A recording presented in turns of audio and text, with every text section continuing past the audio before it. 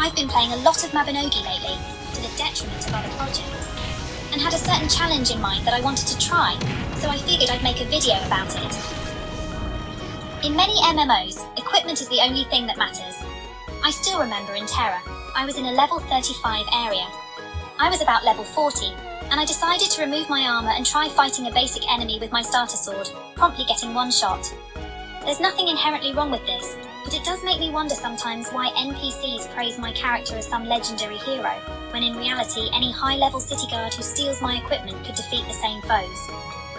That's not to say equipment isn't important in Mabinogi, of course, but in a game where just repairing your weapon after an easy dungeon can cost more than you earned, and especially considering all the abilities you receive during the story. Don't you wonder what a high-powered militian is capable of just by themselves? Me too. Shame I'm not a high-powered militian. There's a certain dungeon called Shitara, which, a year or two ago, a friend suggested I and another friend run. She said we were probably strong enough. We were not. Even with all of our items, plus infinite revivals, we just didn't have the damage to beat the boss. This has been a disorganized script so far, but what I'm trying to say is, I wanted to try Shitara of Fear Advanced, with nothing but my own power. I happen to have the style tab, so I can remove all my gear without actually looking naked. Homestead figures gone, artifacts off, Stardust unequipped, Echo Stones removed, totems deactivated, and of course, no party, pets, or potions. Just one little elf with nothing but a PG bunny girl outfit. It's time to put up my hair, buckle down, and finally conquer my fears. It looks good on my character, but it's a little embarrassing to wear pigtails as a regular, adult-shaped adult. Once again, this video will spoil a lot of the special abilities you receive from the story, and many of them are quite closely tied to what happens in the story itself. Make of that what you will. Anyway, the first cube spawns these annoying dog things that just run away.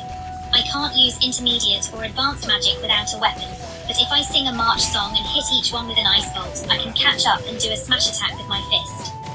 The next encounter is also straightforward, but also a bit annoying. These horse creatures need to die within the circle, which gets smaller the more I kill. A few carefully placed windmills knock them into position for a smash to finish. Next, the fish. These guard the cube, and if I touch one, I move slower and can't attack for 30 seconds. I ran some tests of this challenge on a lower difficulty, where a fully charged lightning bolt could serve as a makeshift fireball, but on advanced, they have too much health, so instead, I conjure a rock from the magic waters to throw at a fish and lure it away from the cube, then use Crisis Escape to drop aggro and run to a spot where they won't notice me. Repeat, a lot of times. The next cube just makes more horse enemies, but there's no requirements to hit them into a circle, making this the simplest encounter by far. I approach the altar and enter the arena. Before the bosses, there are these fishies, which normally have so much defense that they're practically invincible, but the standard strategy is to use Dance of Death, which always deals a fixed amount of damage. And then, the dragons. This took us at least 2 or 3 hours before, and we only pulled through in the end because of my advanced magic, not to mention dozens of advanced phoenix feathers. Apart from each being a fairly powerful enemy, once you defeat 2 out of 3 dragons, the third one will revive both of its allies at full health. There's a 30-second window to defeat the last dragon, which will be pretty tight when I deal so little damage. I managed to draw one of the dragons away from the others, and after singing a battlefield overture, I start smash milling down its HP. I do have Elemental Night Link 7, which reduces the cooldown on my combat skills, but I am still an elf, meaning I deal significantly less melee damage than other races. Luckily, I'm something of a mage myself, so I can time-shift Snapcast Firebolt to help speed things along. It's certainly no time-shift Meteor, which is what people usually do, but even the Great Merlin can't really cast Meteor with his bare hands. The dragon's normal attacks aren't especially threatening thanks to Dampen Shock, and my high natural magic defense protects me surprisingly well from Fireball. But their own smashes and windmills can deal serious damage, and their petrification breath can prevent me from dodging. Without armor, I can't use Blunting Field or Iron Will, but I am able to use Vital Surge to instantly heal myself if things get dicey, and Shield of Trust will help keep me on my feet. It's still very slow, and I take more damage than I'd like, so it's time to do the anime thing and get a little bit serious. I supplement both my offense and defense by unleashing my demigod abilities, and show this dragon some divine justice. But even with all this, it takes more than 10 minutes to bring the first dragon below half HP. And unfortunately, neither demigod nor vital surge last forever. Well, that's not the result I wanted, but I suppose that's my sign it's time to stop holding back.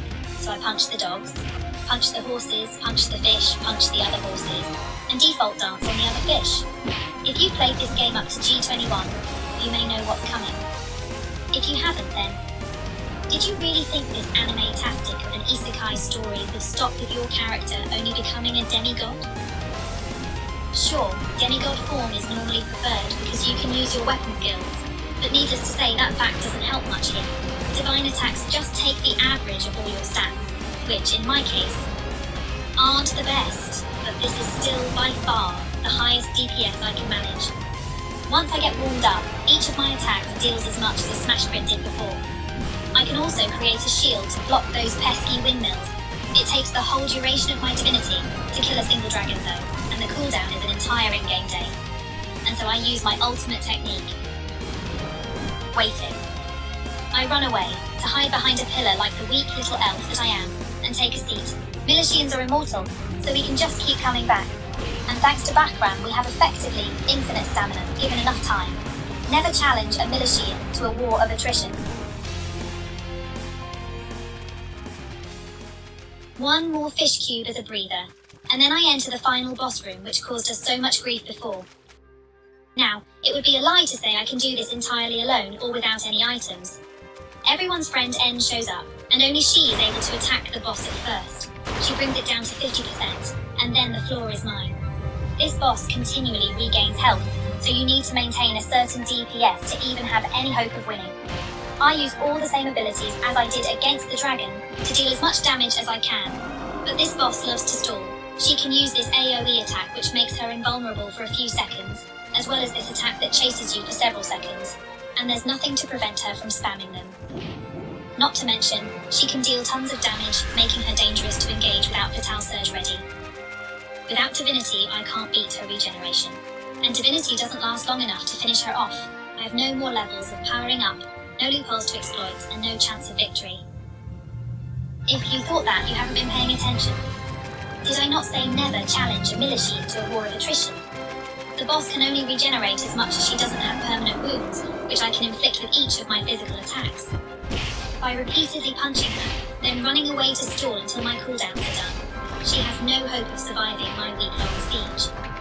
Finally, after over a year of living in fear, I have my revenge. The dungeon rewards include nothing of value. Oh well, at least I beat it. So, yeah, I don't really have any grand conclusion here. Rate or comment if you like, but don't bother subscribing.